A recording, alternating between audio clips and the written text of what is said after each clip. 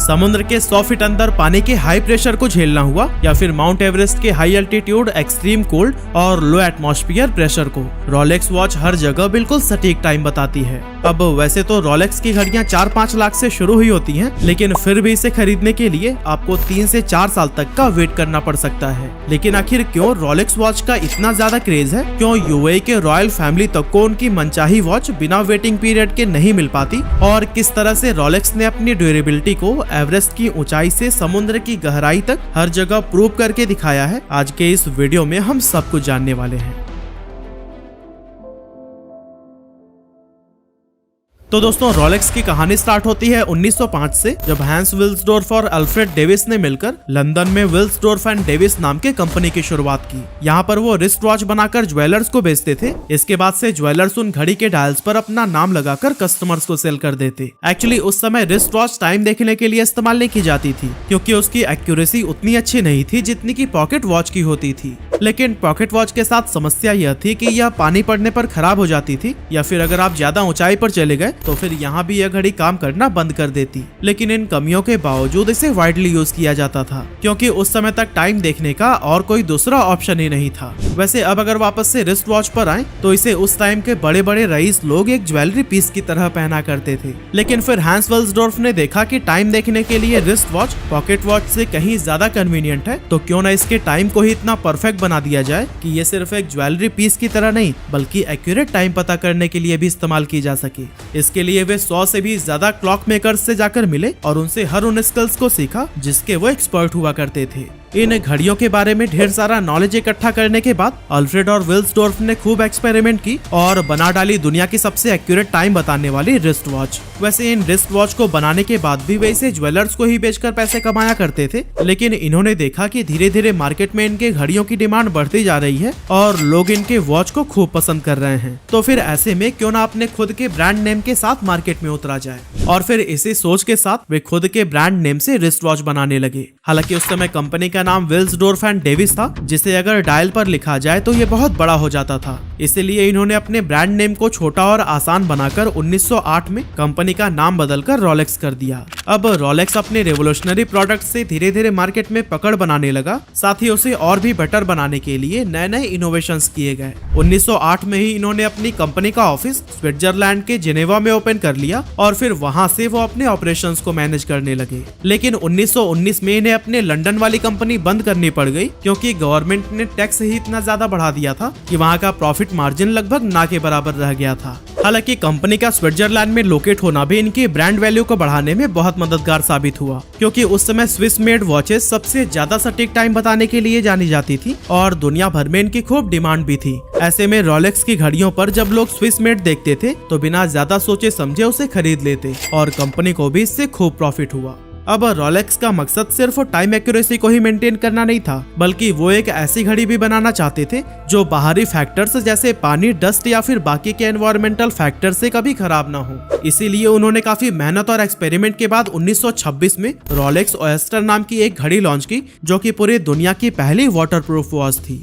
Waterproof घड़ी उस समय एक बहुत बड़ा इनोवेशन था, लेकिन ये सक्सेसफुल तभी हो पाता जब ज्यादा से ज्यादा लोग इसके बारे में अवेयर हो। अब अगर न्यूज़पेपर या फिर मैगजीन में ऐड भी दे दिया जाए तो लोगों को यह कैसे यकीन होगा कि ये वॉच सच में वाटर या फिर डस्ट प्रूफ है। इसी बात को ही समझते हुए हैंस विल्सडोर्फ ने इवेंट मार्केटिंग का सहारा लिया। वीडियो में हम आगे देखने वाले हैं कि कैसे स्विमर्स और माउंट एवरेस्ट क्लाइंबर्स की मदद से रोलेक्स ने अपनी ड्यूरेबिलिटी को प्रूव किया और फ्री में एडवर्टीजमेंट की। दोस्तों, वो ऐसा दौर था जब हर खेल में वर्ल्ड रिकॉर्ड्स बनाए जाते थे। पूरी दुनिया और मीडिया की नजर उन्हीं खेलों पर टिकी रहती थी और अगले दिन न्यूज़पेपर में उसी से रिलेटेड न्यूज ही टॉप पर हुआ करती थी।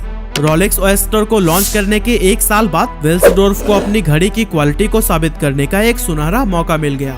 एक्चुअली 7 अक्टूबर 1927 को मर्सिडीज ग्लिटर्स नाम की एक स्विमर वर्ल्ड रिकॉर्ड बनाने जा रही थी। इसके लिए उन्हें 34 किलोमीटर लंबे इंग्लिश चैनल को तैरकर क्रॉस करते हुए इंग्लैंड से फ्रांस तक पहुंचना था। इस मौके पर रोलेक्स ने स्विमिंग के दौरान टाइम को कैलकुलेट करने के लिए अपनी वाटरप्रूफ घड़ी ऑफर की, जिसे ग्लिटर्स ने एक रेशम के रिबन में बांधकर अपने गले में पहन लिया। उन्होंने सुबह 7:30 बजे से तैरना शुरू किया और लगातार 10 घंटे तक तैरकर शाम से पहले ही फ्रांस पहुंच गई और उस समय घड़ी की एक्यूरेसी में 1 सेकंड का भी फर्क नहीं आया था। ये वर्ल्ड रिकॉर्ड सिर्फ ग्लिटर्स के लिए ही नहीं बल्कि रोलेक्स के लिए भी बहुत बड़ी जीत साबित हुई, क्योंकि खारे पानी, ठंड, फोर्स और कई तरह के एनवायरमेंटल फैक्टर्स में एक्सपोज होने के बाद भी रोलेक्स ऑयस्टर बिल्कुल बेहतर कंडीशन में थी। ये पूरी दुनिया के सामने उसकी ड्यूरेबिलिटी और वाटरप्रूफ कैपेबिलिटीज को साबित कर रहा था। इसके बाद से ग्लिटर्स के साथ रोलेक्स ऑयस्टर की भी खूब फोटोज छपी और इस वॉच की अखबारों में जमकर तारीफ की गई, जिससे कि कंपनी का मुफ्त में ही एडवर्टीजमेंट हो गया। इस इवेंट के बाद से कंपनी की ब्रांड इमेज खूब बढ़ी, लेकिन इसके बाद भी इसने खुद को इनोवेशन से दूर नहीं किया और लगातार नए नए एक्सपेरिमेंट करते गए।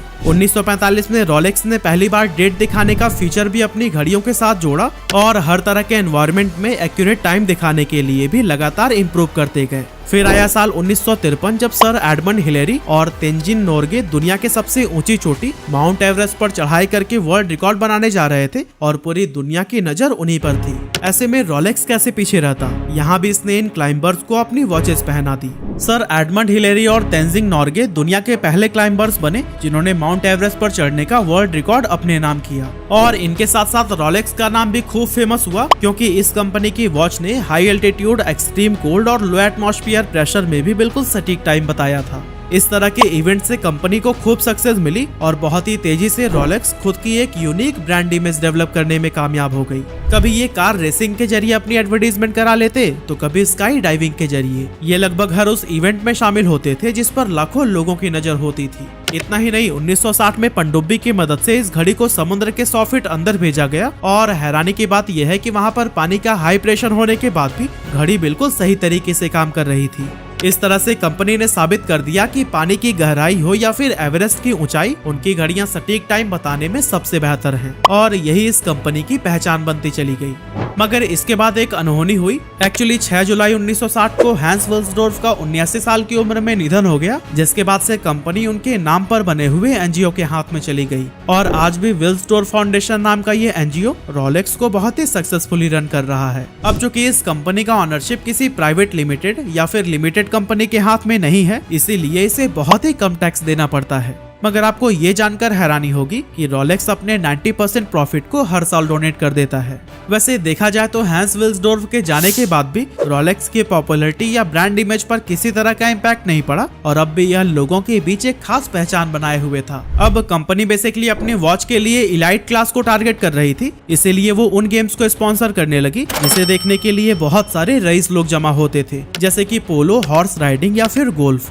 लेकिन बदलते वक्त के साथ एक पावरफुल मार्केटिंग का तरीका भी फेड ऑफ होने लगता है। इस बात को रोलेक्स बहुत अच्छे से समझता था, इसीलिए वो अपनी घड़ियों को सिर्फ टाइम देखने की मशीन की तरह ही नहीं बल्कि एक इमोशन और सक्सेस से जोड़कर प्रमोट करने लगा। जैसे कि अगर आप अपनी लाइफ में कुछ बड़ा अचीव कर रहे हैं तो आप रोलेक्स के हकदार हैं, और ये सिर्फ एक घड़ी नहीं है बल्कि आपकी सफलता का एक मेडल है जो आपकी हथेली पर सजा है। रोलेक्स ने एक और कमाल की मार्केटिंग स्ट्रैटेजी अपनाई और वो है लिमिटेड सप्लाई स्ट्रैटेजी। ये स्ट्रैटेजी कंपनीज अपनी ब्रांड को रेप्यूटेड दिखाने के लिए अप्लाई करती हैं। अब रोलेक्स को रियलाइज हुआ कि जिस भी कंपनी के प्रोडक्ट मार्केट में बहुत ज्यादा मौजूद हैं, उनकी ब्रांड वैल्यू लो होती जा रही है, क्योंकि ये कस्टमर्स के बीच बहुत ही इजिली अवेलेबल हैं। लेकिन अगर डिमांड ज्यादा हो और सप्लाई कम तो फिर ब्रांड वैल्यू को बहुत ही ज्यादा इंक्रीज किया जा सकता है। इसी स्ट्रैटेजी पर काम करते हुए रोलेक्स ने अपनी वॉचेस को बहुत ही लिमिटेड शॉप पर अवेलेबल कराया और वहां भी आपको घड़ी ऑर्डर देने के कई साल बाद ही रिसीव होगी, और वो भी ऑर्डर प्राइस पर नहीं बल्कि उस टाइम के मार्केट प्राइस पर। साथ ही आपको जानकर हैरानी होगी कि यूएई में मौजूद दुनिया के सबसे बड़े रोलेक्स डीलर का कहना है कि रॉयल फैमिली तक को भी उनकी मनचाही रोलेक्स घड़ियां बिना वेटिंग पीरियड के नहीं मिल पाती हैं। अब दोस्तों, एक तो ये आसानी से मिलती नहीं है, ऊपर से अगर आप एक से ज्यादा ऑर्डर करना चाहें तो वो भी नहीं हो सकता। साथ ही ऑनलाइन खरीदना तो भूल ही जाइए, क्योंकि किसी भी प्लेटफॉर्म पर आपको ओरिजिनल रोलेक्स वॉच मिल ही नहीं सकती। और दोस्तों, इन्हीं सभी रीजंस ने लोगों के बीच इसका क्रेज और भी ज्यादा बढ़ा दिया है।